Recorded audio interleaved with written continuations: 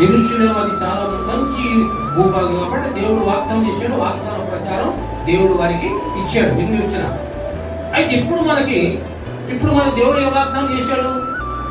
మనకు ప్రాముఖ్యమైన ఏది? భూమి కంటే చాలా ప్రాముఖ్యమైన, యెరూషలేము కంటే ప్రాముఖ్యమైన ఏది?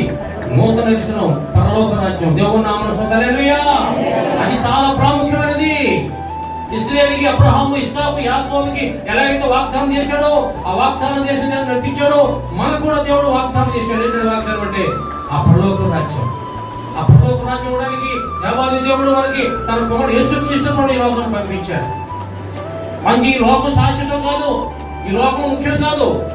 ఎవరైతే ఆ పరలోక రాజ్యం వెళ్తారో, ఈ లోకంలో పాపము శాపము అంటే విడిచిపెట్టి ఎవరైతే ఆత్మీయ జీవిస్తారో వాళ్ళు మాత్రమే ఆ పరలోక రాజ్యం అంటారని దేవుడు చెప్పి, మనం ఈ లోకంలో జీవించినంత కాలం పరిశుద్ధంగా పవిత్రంగా జీవించి ఆత్మీయ జీవించడానికి దేవుడు మనకి